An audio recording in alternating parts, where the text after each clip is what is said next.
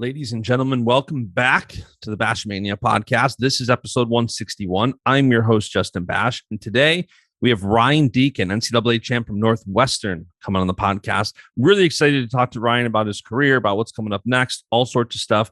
Before we do, I do want to let you know this podcast is brought to you by our friends at Attack, A-T-A-C, Attack. It's an app for athletes, but also for people like you and me. Maybe somebody who used to be an athlete and now really wants to stay in shape because they hold themselves to a higher standard than most. That's what Attack is for. It's an AI strength and conditioning coach, nutritionist, and a mentality mentor, all in your pocket, your age, your goals, your program. Attack is an amazing app. It's like having a personal trainer in your pocket. It's super cool. It gives you exercise info. It gives you nutrition info. It gives you mental help. It gives you advice. It's a super, super cool app. And their content on social is super cool too. Just yesterday, they did a video, Trend Highly, about how to pick the right place to continue your athletic and academic career. So super cool stuff, both on their app, on their social. Go ahead and download the Attack app, ATAC. Follow them on social, atac.app. You won't regret it. And thank you to Attack for supporting and sponsoring this podcast.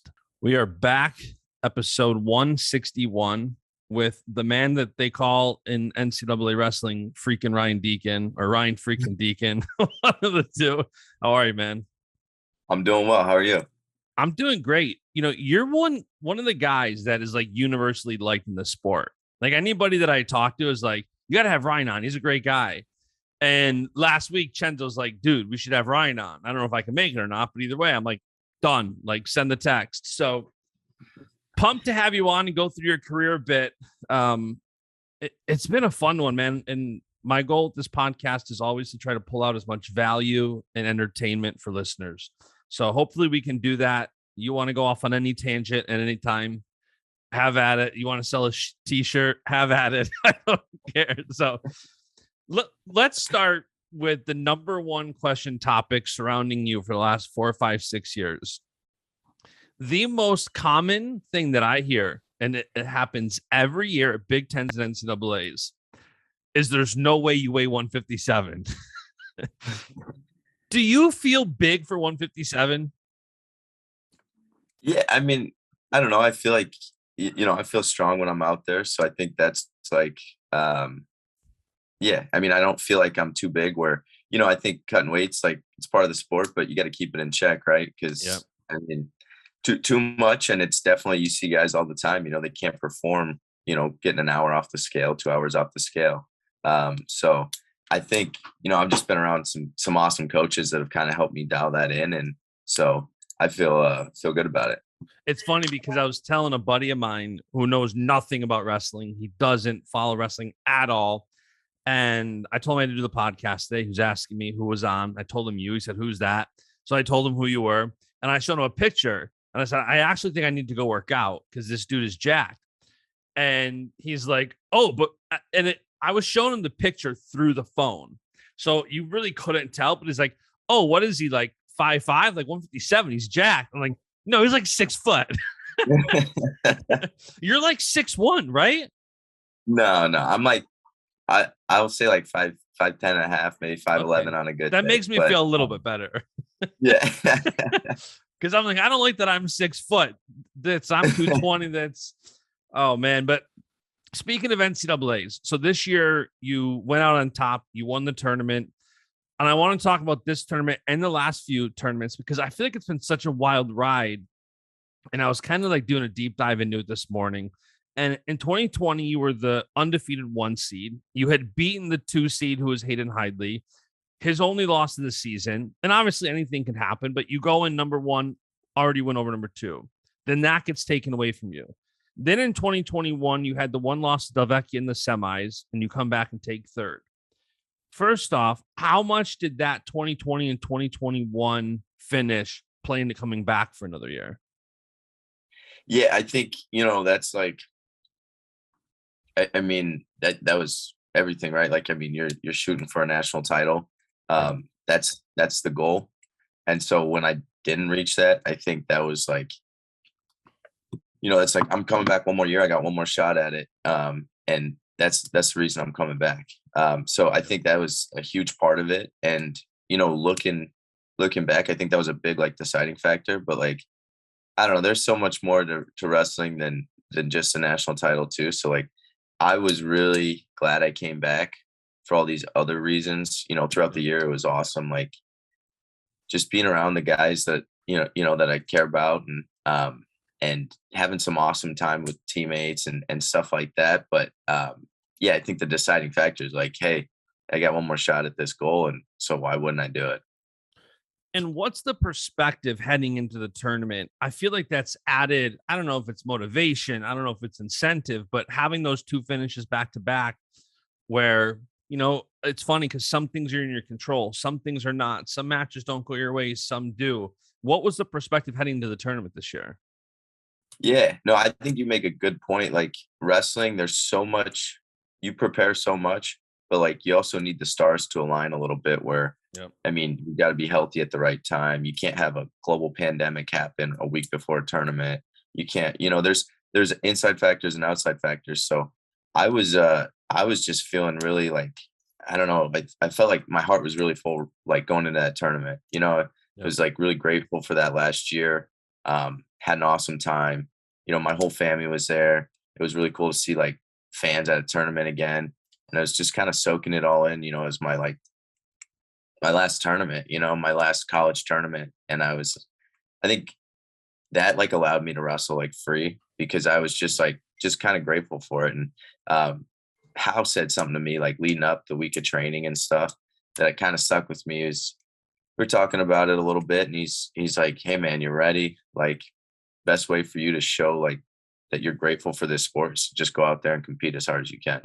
And I think that was so spot on. And it was really, yeah, it was just really cool to, that was our last chance to do anything in college wrestling wise. So it was fun. And I think just having the people I cared about around me made it, just so low pressure. Yeah, and I actually heard you bring up Andrew Howe, and in the post finals press conference, you brought up what a great relationship you have, how much he's done for you. Tell me a little bit about that relationship with you and Howe. Yeah, I mean, we talk about stars aligning. Like I got really lucky. We came in at the same time. So we were kind of both like in at the same, um, we started that summer together when I was coming into college, and he kind of took me under his wing, and it was awesome to have somebody like that, that you can look up to. And he's just, he's somebody that we wrestle all the time, so he understands my style, and has a very high wrestling IQ. And Yeah. so he's constantly helping me improve, and he's been in these positions. So I trust him with everything, and he's always always pushed me to grow as a person, but in wrestling as well. And I think that having someone that's like in your corner 100% no matter what, it like means a lot. And it's like he's doing absolutely everything he can to help me, and so it's really cool when somebody pours that much into you. It's like I'm so grateful for that. I get it. Like when I'm out there, I'm representing my coaches as well. So these guys are going to spend all this time on me. Why wouldn't I go out there and do the best I can do? Yeah, and I've had coaches on here, and they're people in your shoes that either maybe have won an NCAA championship, some haven't, but then helping an athlete fulfill a dream, they say is even better than doing it yourself. Like Reese Humphrey, he says it all the time. Like being in somebody's corner is almost as much of a high as actually being in the match. So it's cool to watch that relationship. And obviously, it's not even just you. Northwestern qualified 10 to 10 guys, which is crazy. How much did that mean to you? You talk about coming back, not just for that shot at winning the national championship, but to be around those guys, to be around that team. And then you do that and all 10 qualify. That's got to feel pretty cool. Yeah, it was awesome. I think Big Tens, it's kind of a crazy weekend, right? So like there's so many different sessions and you're focusing on your matches and stuff. But by the end of the tournament, we're like looking around, getting on the bus. Like we just qualified everybody. So I think it didn't really like hit us until a little bit later. But I think, I was really, really proud of the guys. Like that's an awesome thing that doesn't happen a lot. And I Yep. think I've been at Northwestern long enough that I've seen kind of the progression that's gone on. And it's been really cool to see that and be a part of that. And I think that's like, a testament to how hard everyone's working in the room, and they're like, putting in the work and having fun and having a great balance of working hard, but enjoying what you do. And I think when that environment is like around, it just like the results kind of take care of themselves. So it was really cool. And I even said it like the week after, we were talking after practice, and it's like, you don't realize how cool or how special of a thing it is to qualify 10 guys. And it just, you're in the middle of the season, it's easy to kind of just move on to the next thing. We got nationals coming up, but so it was cool to kind of reflect on that a little bit more. And that's huge. It was really, really fun. Are you an Office guy? You watch The Office? Yeah, for sure. So it's the old Andy Bernard. It's the I wish there was a way to know you're in the good old days when you're in the good old days. For sure. For sure. Like no, that's 100% what that sounds like. And that's so cool because even for me, I tell all the time I was never a good wrestler in high school, despite my coach coming on here and vouching for me that I was. But being a part of that fellowship is so cool. And, Cal at Penn State has kind of made me feel like an honorary alumni, and I love those guys. So I can only imagine, that fellowship on the team level. That's awesome. When you look back at your college career, you kind of saw it all. Like, I was looking this morning, and I always like plow through WrestleStat before somebody comes on here, and I'm always just interested. Like, I start watching matches, interviews, and like you've wrestled everybody from Brandon Sorensen and Pat Lugo at Iowa, Jason Nolf and Zane at Penn State, Alec Pentelio, David Carr, laundry list of hammers.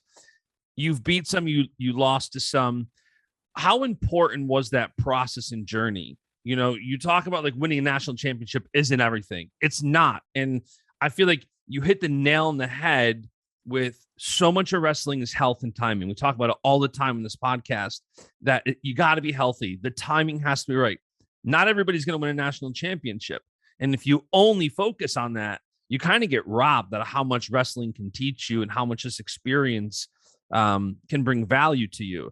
How important was that process and that journey for you? Yeah, I think honestly, it was kind of funny. Joe Rao, we're talking about this back in 2020 when, nationals got canceled. It was just kind of like high emotions and stuff. And he actually wasn't even at Northwestern at the time. He was at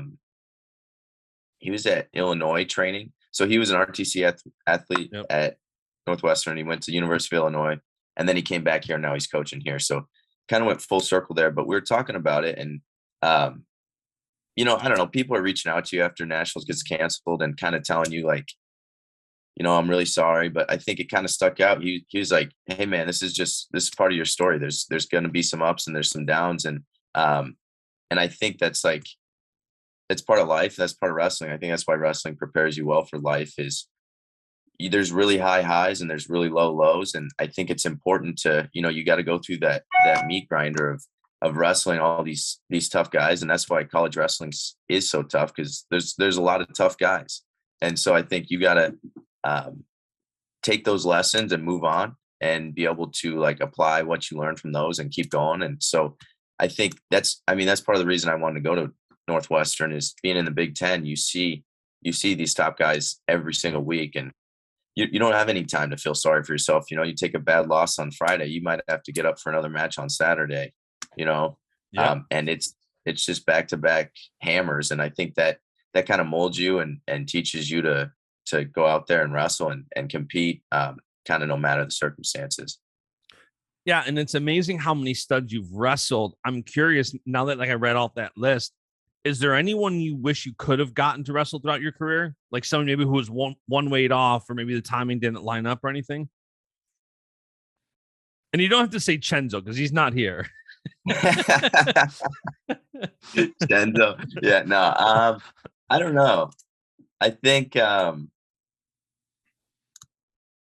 I don't know. I've always, just kind of whoever they put in front of me or wrestle with them. I think it's been really cool. Like not to keep going back to Hal, but like, I mean, he was somebody I watched growing up a lot. So to get to like compete with him in the room every day was really cool.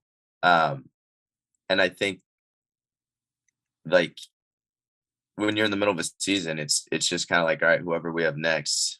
So I don't know. I think it's fun, when you get any high level competitor you're wrestling against, and it's just a war. Those are fun matches. So yeah, it was. I think I've wrestled a lot of really talented guys, and so it's a lot of fun every time I get to step on the mat with somebody like that, and scrap. Especially like you said in the Big Ten, like you could wrestle the number one guy in the country on Friday and wrestle the number two guy on Sunday. Like there's no shortage of guys. When you look through your career, you see that.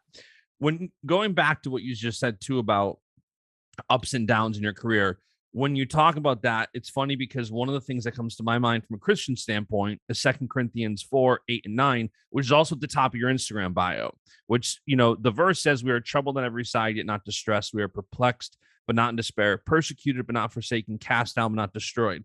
I love that verse. I love what it means. I've referred to it 1,000 times. What does it mean to you, and what role has your faith played throughout your career? Yeah, I think that's an awesome question. I love that. We've had some really cool. So Athletes in Action is like a Christian group on campus for athletes, and we have Parker Sedicase. He was a wrestler at NIU, and he's run our Bible study the last 4 or 5 years, and I think he always talks about God being like a storytelling God, and I think that it's so true to every time I look back at something in my life that was like, wow, I was like really down about that, or that was like a really tough time, it like propelled me to something better. And Yep. I think holding on to that sense of, I'm not controlling this, like God's got this, and he's gonna I'm gonna, it's his plan. It doesn't matter what I want to do or what's going on. It's up to him. So I'm just gonna work as hard as I can, and the chips are gonna fall where they fall. So I think that perspective is, it allows you to compete a lot more freely. And I think it's really cool to be able to look back and be like, wow, I remember in high school, I lost, a state title, and I thought it was the end of the world, and then, next thing you know, it's like, I don't care what happened in high school. I wrestled in college now. It doesn't, and I think that those kind of, you lose on a big stage. I lose at NCAAs my freshman year. It's teaching you a lesson, and you get that experience. So the next year it's different. So, yeah, I think the other thing with Christian faith too, I think in sports, it's really easy to get caught up your identity in the sport. Yeah, for sure. And when, and that's across, all sports, that you could be your identity in your career. It could be, a lot of things. And I think when that happens, then it's really tough, because if you beat me in a wrestling match, then you're beating me as a person. Yeah. Or it's if my my self-worth is in God and what God says I am, then it's you're just beating me as a wrestler. You're not beating me as a person. And so I don't know. I think it's a lot more freeing. And I think there's a lot of mental side to wrestling too. That's, and some people don't find that spiritually. Some people find that other ways. But I think, for me, I think that's been big. Yeah. And I know me, David Carr, and Aaron Brooks, we were just talking about it a couple of weeks ago. And it's funny too, number one, there's always going to be something later in life that hurts more. It's just how it happens. And I think especially from a standpoint of where you're in, much like, we were talking about David Carr's loss this year at NCAAs. And that's something that you can prepare all you want for, but going back to health and timing and what God's plan is, you could lose just because in 5 years, you're going to be in a place to really minister to somebody else by saying, I've been there. I've lost on that stage. I've gone through that defeat. I've gone through whatever. And man, it hits differently when you can tell somebody I've been there, it gets better. I've been there, this is what happens next for me, So I think that's pretty cool. And I think we're really seeing a trend that I love in wrestling, which is more people leaning into their faith and more people being more vocal about it, which is great. Because I think you're right. I think you see it so often where some of these wrestlers get so caught up in wrestling is their identity. And the highs are highs and the lows are lows when your wins and losses start being, or when your day-to-day demeanor is all predicated on wins and losses. So love to hear that. Another question kind of about Northwestern. I'm curious on your perspective on NIL. This last year, obviously being able to monetize that. I've seen a couple of things. I've seen you do some apparel deals. What was that like having NIL around? Yeah, I mean, it's been really cool. I think realistically, like it's not a huge deal for lower revenue sports. I think football and Yeah. basketball, anything we talk about is going 20 times higher for them. Yep. But I think it's cool to be able to kind of, learn how to manage yourself a little bit and get a little bit of I don't know about business, but business for lack of a better term, experience kind of while you're in college and maybe help you, because once you get out of college, you don't have this university behind you as much. It's more like, you're managing yourself as an athlete Yep. um and I think that's been really cool. I also think it's kind of an interesting time. It's crazy just in this off season how many people are, you know, certain programs have money and they can kind of, buy a team at some degree. And I think that's going to play an interesting role in the future. And I'm curious to see how it goes the next 5 years because I think um, it's a tricky slope, and I wonder, how it all play out. But I do think, just personally being in it for a year, it was cool. It's too bad you don't have one more year of eligibility left because you'd probably be getting a bag of cash offered on the side from somebody right about now. But it is cool. I do appreciate that. I think I deal with marketing and obviously help a lot of athletes and wrestlers, and so many come out of college and they're clueless with how to grow a Yeah. brand or how to run something. And it's funny, even in your Twitter bio, it's like Ryan Deacon biz at gmail.com. Like you kind of have to learn to be the CEO of your brand almost. And you control what deals you take, don't take. You control what you want to do, what you don't want to do for money. Not even from the NIL standpoint, but just from a brand standpoint. How much did you focus on it throughout college? And now, as you wrap up your college career and head towards a senior level career, is there a different change on that? Or what's your perspective on growing your personal brand? Yeah, like honestly, I'm probably not the best example of that because I mean, I think it's important and like I definitely have a social media presence, but I Yeah. also like it's too much to like just be focusing on that all the time. And I'd I'm gonna stick in the wrestling aspect and like, what I enjoy in wrestling and I'll do some Yep. stuff outside of it. But the second it starts feeling like it's like a chore and it's taken a lot away from like my time and my training and stuff, it's like I'm doing this for wrestling. If I do well at wrestling, that'll take care of itself. Yep. And I probably don't optimize everything with that. Um, but it's also like not really my personality to be like showing the inside look of my life every day and like also posting, once or twice every day and doing all that. And I think that um, if it makes sense, like I'll do some stuff, but I don't Yep. I'm not focused on that stuff. And I think that I realize that I don't want to long term, I don't think it's going to be like I'm just going to build a brand around myself. It's like I think, I'm going to wrestle as long as I can and then eventually it's like I'm going to go work a job and um hopefully in finance or something like that. So, I think some guys focus on it a lot and I think like if you're an MMA fighter or something, you're in the UFC, it's really important for your payday and it's really Sure. important for your family and I get that and you got to do that. But I also think it's not really my personality to be, out there saying stuff in interviews and press conferences just for clickbait either, Yeah. No, for and I sure. think that not nothing against it. I just Yep. think that, it's not necessarily I'm not as outspoken with some of that stuff. Yeah. And I think it's super important. I tell athletes all the time, like, you have to do your personality. There's perks to growing a social media brand, but it doesn't outweigh if you're faking it or if it's taken away from a lifelong goal, whatever it is. So I think it's super important. And I love that answer because I like having both on the podcast. I like people should know it's okay to just do you. And if you don't want to over focus on growing something, don't. Um, but yeah, I did see you have a degree in finance. Do you have anything specific you want to do in that space? Yeah, I'm not sure. I I got my master's of science in management studies last year. Um, and that was the first year of an MBA. So I might go back and get my MBA eventually, if the timing's right and if I still want to do that. But I think, financial markets have always interested me, and I don't know. I think I'm gonna try to kind of learn a little bit more about that world and maybe get a little bit of, part-time professional experience these next few years while I'm wrestling, just so I kind of have an idea of what I like and what I don't like. But yeah, I'm not sure yet. Are you in NFTs at all? Um, I don't know. One of my buddies made an NFT for me or something, but I don't really. I definitely, I follow it on Twitter a little bit and some crypto stuff, but I'm Yeah. not deep in the woods yet. It's a different world and it's a dark Yeah. place. You're It's pretty into wild. it? Yeah.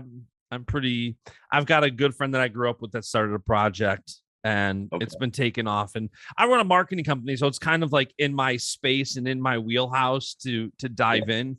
But yeah, I get a lot of texts like, yo, I need like a 101 on NFTs. I'm like, how much time do you have? Yeah, right. I bet. There That's ain't crazy. That's cool. it's not a quick 101. But obviously before finance, you do have senior level freestyle aspirations. So let's talk about that for a little bit, and then I'll let you go. You were a junior world medalist a few years back. What's your post grad plans? Do you have plans where you want to train, what you're looking to do yet? Yeah, so that's like kind of my last few weeks and next, month or two. Taking some visits, kind of trying to figure out what makes the most sense for me and my training going forward. So kind of doing my due diligence there, and I think it's getting delayed a little bit with world team trials coming up. I don't want to be traveling too much. Just trying to make sure I'm getting consistent training in and feeling most prepared I can for this world team trials. So kind of looking into different RTC options right now, as I'm getting ready. Yeah. And that was my next question. I noticed you didn't register for the Open. You're qualified for the World Team Trials. Is that your next competition? Yeah. Yep. World team trials. Very cool. One question. I love when Chenzo's on here for this conversation, but one thing we always talk to people about is freestyle or folk style. Now that your folk style career is done, you never have to take bottom again. That's all done. What is your preference, folk style or freestyle? That's a tough question. I honestly I think it's cool because it's like unlike any other sport. I think the freestyle and folk style switch, it kind of keeps it fresh a little bit, Sure. where it's almost like you're wrestling or you're playing a different sport, but you're Yep. not in different seasons. Um, and I like both a lot. I do think the one nice thing about freestyle is I think that like skill gaps are a lot more obvious in freestyle. Sure.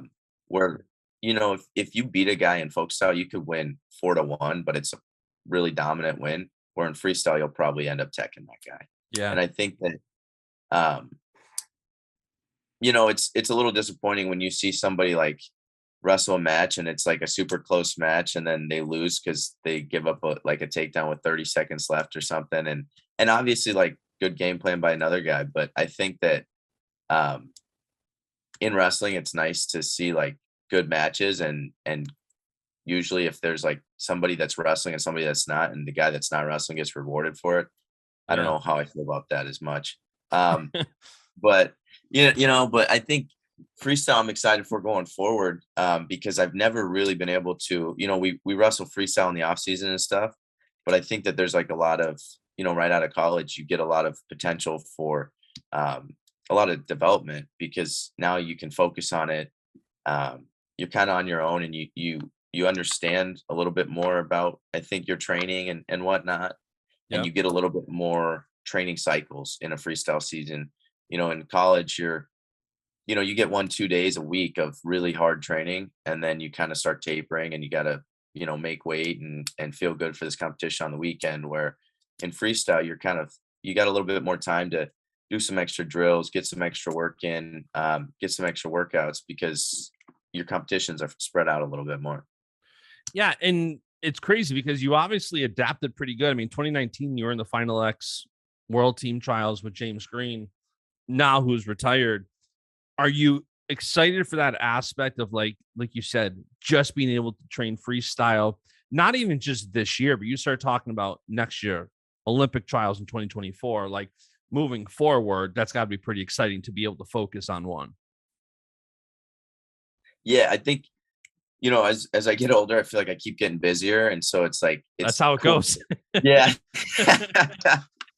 I didn't really understand that a few years ago, but now I think I kind of get it a little bit more. But the one cool thing about this year in college was like it was the first year I just did a grad certificate this year. So it was the first year I didn't have like really hard school stuff. And so I felt like I could focus a lot more on, just wrestling. And I think that, going forward, making sure that I'm able to, get everything I need to for wrestling and not having to worry about, this final coming up or this test coming up. I think that that's a really exciting, like thought that I will be able to, fully pour into one thing. And then also, I think it's just really cool. I think freestyle wrestling, you talk to any senior level guys, they're like, it's an awesome opportunity. It's a lot of fun. You get to kind of see different parts of the world. You get to train with different people, different like clubs or different countries, and I think that it's like a really exciting and fun opportunity for somebody that, enjoys wrestling. So I'm excited. And I think it'll be a lot of fun experiences. Yeah, I'm excited to watch your freestyle career. One last thing here, and I'm gonna let you go. I'm not too big of a hockey guy, but I did see you were on the ice a couple nights ago with the Blackhawks. How did that happen? What was that like? Yeah, that was pretty cool. So I don't know, our media guy reached out and was like, would you want to do it's called like shoot the puck challenge at a Blackhawks game? They like set it up. So I was like, sure, like sounds good. And I think I might be throwing a pitch at a White Sox game coming up. I'm not sure if that's confirmed or not yet. Yeah, so I need to practice that a little bit maybe. But it was fun, so we're on the ice after the second period, and they put a little, block on the goal, and you're trying to shoot this little hole in the goal, and I'm like, there's no way I'm making this. This is like it's half court, it's a tiny hole, and I just kind of shot it, and it worked out. So it's kind of cool. But it was fun. We got some tickets, had some buddies come to the game with me, and it was a really good time. You're going to make a Chicago sports tour now. Yeah. Man, a lot of people got to win the Olympics to really get that treatment. You're getting it after NCAAs. That's pretty cool. I know, it's crazy. It's it was fun. It's really cool that they were, really cool that they were able to set that up and do that. It was something I think I'll remember for a long time. Yeah, pretty cool to see. That's pretty much everything I got. Anything else you got for us? Anything else? You got any apparel for sale? Tell people where to get it. I do. We're xpa.com, but links in my Instagram bio. Yeah, I'm with them. There's some awesome people from Colorado, so kind of knew them a little bit growing up. So yeah. I like seeing people, especially since NIL start getting involved with apparel companies that aren't just the main wrestling ones, like local apparel companies and stuff. It's super, super cool. So yeah, everybody listen, go follow Ryan, go pick up a t-shirt, go support him. He's got some fun coming up, and we'll see him competing at the World Team Trials. All right, Ryan, thank you for joining, man. Hope you have a good day. Awesome. Thank you so much for having me. Awesome. See you, man. And the beat goes on.